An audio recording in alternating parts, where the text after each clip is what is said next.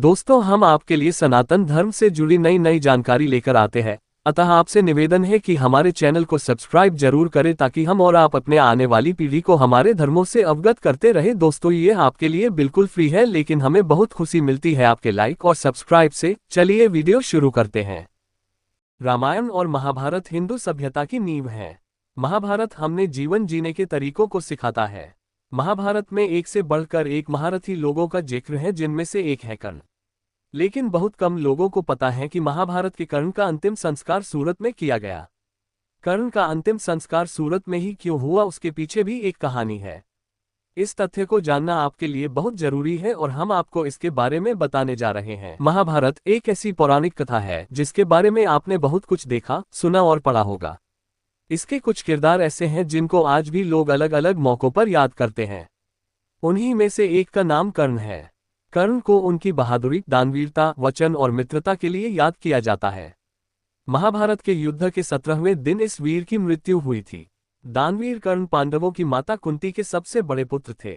कर्ण की जीवन गाथा के बारे में तो हमने बहुत सुना होगा, लेकिन क्या आपने कभी उनकी मौत के बारे में सुना है? जब महाभारत का युद्ध चल रहा था और अर्जुन कर्ण के बीच युद्ध चल रहा था, तब कर्ण के रथ का पहिया जमीन में धंस गया। तब कर्ण ने भीष्म पितामह के बनाए नियमों की बात करते हुए अर्जुन से कहा, हे अर्जुन, जब तक मैं रथ का पहिया नहीं निकाल लेता तब तक तुम मुझ पर आक्रमण नहीं करोगे। ये सुनकर अर्जुन रुक गया। तब भगवान कृष्ण ने कहा, हे अर्जुन, तुम क्यों रुके? तीर मारो। जब अर्जुन ने कहा कि वह युद्ध के खिलाफ है, तब भगवान कृष्ण ने याद दिलाया कि अभिमन्यु एक अकेले योद्धा से लड़ रहा था। तब युद्ध के नियम ज्ञात नहीं थे। भरी सभा में जब द्रौपदी से अपशब्द कहे गए तो नियमों का उल्लंघन नहीं हुआ। इन शब्दों को सुनकर अर्जुन क्रोधित हो गए और उन्होंने कर्ण पर भगवान शिव जी का दिया हुआ अस्त्र चला दिया। अर्जुन के इस बाण से कर्ण मृत्यु के समीप पहुंच गया। जब कर्ण अपनी मृत्यु की प्रतीक्षा कर रहा था, तब भगवान कृष्ण ने कर्ण की परीक्षा लेने का विचार किया। भगवान कृष्ण ने एक ब्राह्मण का रूप धारण किया और कहा, हे कर्ण, मेरी बेटी की शादी हो रही है और मेरे पास उसे देने के लिए सोना नहीं है, इसलिए मुझे सोना दो। तब कर्ण ने कहा कि मेरे पास कुछ नहीं है, मैं तुम्हें क्या दान कर सकता हूँ? तब ब्राह्मण ने कहा कि तुम्हारे पास सोने का दांत है, वह दान कर दो। कर्ण ने कहा कि मुझे एक पत्थर से मारो और मेरा दांत निकाल दो। ब्राह्मण ने ऐसा करने से मना कर दिया और कहा कि दान तो खुद ही करना पड़ता है। इसके बाद कर्ण ने अपने समीप पड़े पत्थर को उठाया और उससे अपना दांत तोड़कर ब्राह्मण को दे दिया। इस पर ब्राह्मण ने कहा कि ये दांत को गंदा हो गया, उसे साफ करो। इस पर कर्ण ने अपने धनुष से धरती पर बाण चलाया तो वहां से गंगा की तेज जलधारा निकल पड़ी। उससे दांत धोकर कर्ण ने कहा, अब तो ये शुद्ध हो गया। इसके बाद कर्ण को एहसास हुआ कि यह कोई साधारण ब्राह्मण नहीं है, यह एक परमात्मा है। तब कर्ण ने कहा, तुम उसे अपना असली रूप दिखाओ। भगवान कृष्ण अपने वास्तविक रूप में प्रकट हुए।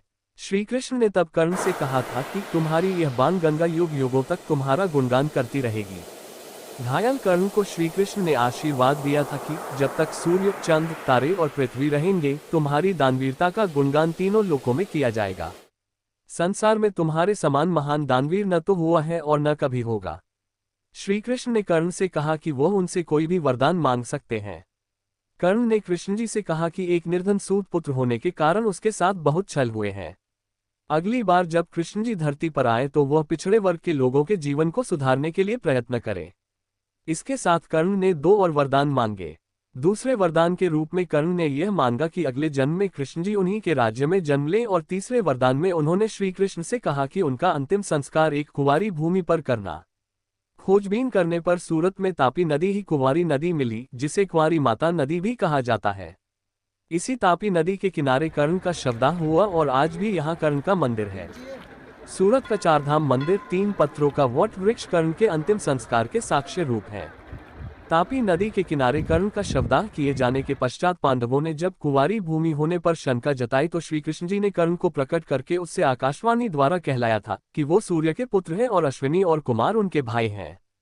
तापी उनकी बहन है। उनका अग्निदाह कुंवारी भूमि पर ही किया गया है। पांडवों ने कहा, हमें तो पता चल गया, परंतु आने वाले युगों को कैसे पता चलेगा? तब भगवान कृष्ण ने कहा कि यहाँ पर 3 पत्रों का वट वृक्ष होगा जो ब्रह्मा, विष्णु और महेश का प्रतीक रूप होगा। ऐसी मान्यता है कि यहाँ कोई भी सच्चे विश्वास के साथ प्रार्थना करेगा तो उसका मनोरथ कार्य अवश्य पूर्ण होगा। इस प्रकार यह वृक्ष आज भी सूरत में तापी नदी के तट पर खड़ा है और इसके पास ये 3 पत्तों वाला वृक्ष है, जिसे सूरत में 3 पत्ती वाले तिपतिया घास के नाम से जाना जाता है। दानवीर कर्ण की दूसरी कहानी यहाँ के लोगों में कुछ इस प्रकार से प्रचलित है। ऐसी मान्यता है कि मौत के बाद कर्ण की वीरता और दानवीरता से प्रसन्न भगवान कृष्ण ने उनके जीवन के अंतिम क्षणों में एक वरदान मांगने को कहा था। कर्ण ने उनसे ऐसी भूमि पर अपना अंतिम संस्कार किए जाने की इच्छा जताई थी जहां पहले कभी किसी का अंतिम संस्कार न हुआ हो। मान्यता है कि भगवान को पूरी पृथ्वी पर भूमि का कोई ऐसा टुकड़ा नहीं मिला जहां पहले किसी व्यक्ति का दाह संस्कार न हुआ हो।